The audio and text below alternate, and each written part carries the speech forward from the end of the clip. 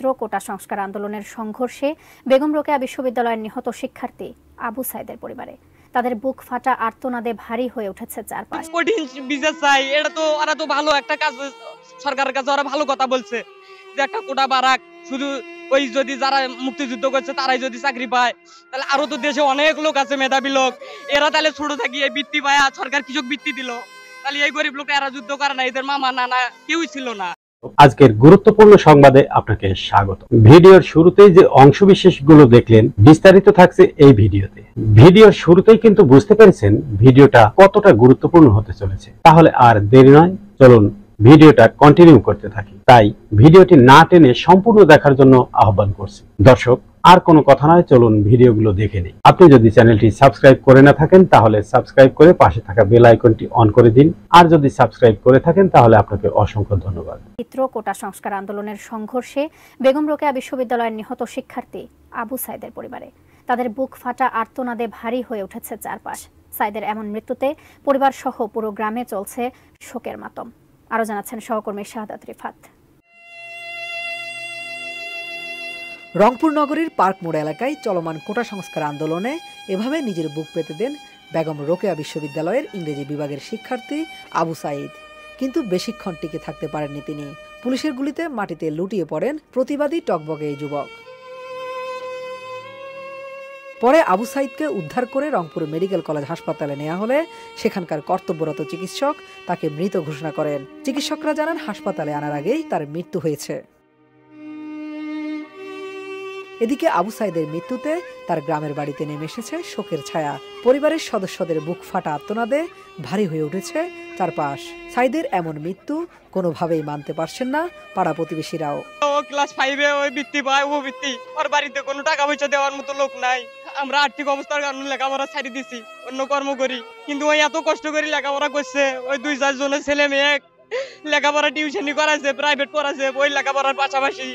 এতে করে কি মানে আমরা আর কঠিন বিচার চাই, এটা তো ওরা তো ভালো একটা কাজ, সরকারের কাছে ওরা ভালো কথা বলছে যে একটা কোটা বারাক, শুধু ওই যদি যারা মুক্তিযুদ্ধ করছে তারাই যদি চাকরি পায়, তাহলে আরো তো দেশে অনেক লোক আছে মেধাবী লোক, এরা তাহলে ছোট থাকি এই বৃত্তি পায়, সরকার কৃষক বৃত্তি দিল, তাহলে এই গরিব লোকটা এরা যুদ্ধ করে না, এদের মামা নানা কেউই ছিল না। আবু সাইদের বাবা মকবুল হোসেন পেশা একজন দিনমজুর। ছেলের কথা বলতেই তিনি হাউমা করে কেঁদে উঠছেন। আর মা মনোয়ারা বেগম ছেলের শোকে হারিয়ে ফেলেছেন বাকশক্তি। তিনি নির্বাক হয়ে ফ্যাল করে সবার দিকে চেয়ে আছেন, আর কিছু সময় পর পর চিৎকার দিয়ে উঠছেন।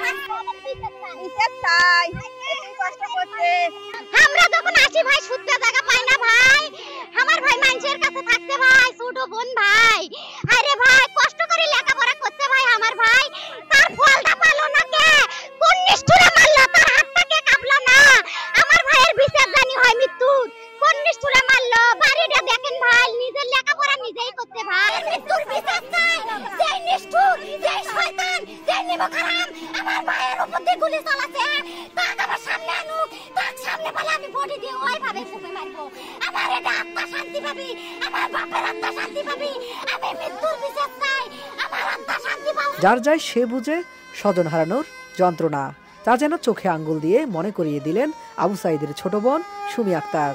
তার আর্তনাদে ভারী হয়ে উঠেছে মদনখালী ইউনিয়নের বাবনপুর গ্রামের আকাশ বাতাস। আমার যে ছোট ভাই, ও যে সব সময় আমার কাছে ভালো মন্দ কয়, আল্লাহ ও তো যখনই আসে আমার কাছে 10 মিনিট হইলেও বসে, যাইতে আসতে দেখা করে, তার বিচার চাই, কঠোর বিচার চাই, আমার দেবর তো কোন ফাঁসির আসামি না, আমার দেবর তো কোন বদ ছেলেও না, কোন খারাপ। 6 ভাই 3 বোনের মধ্যে আবু সাইদ ছিলেন সবার ছোট। অর্থের অভাবে কোনো ছেলে মেয়েকে লেখাপড়া করাতে পারেননি দিনমজুর বাবা। আবু সাইদ বাল্যকাল থেকেই ছিলেন অত্যন্ত মেধাবী। নিজ চেষ্টায় লেখাপড়া করে এতদূর পর্যন্ত এসেছিলেন বলে জানান পরিবার ও গ্রামবাসী। তাই সবার স্বপ্ন ছিল সাইদের হাত ধরে কাটবে পরিবারের দরিদ্রতা।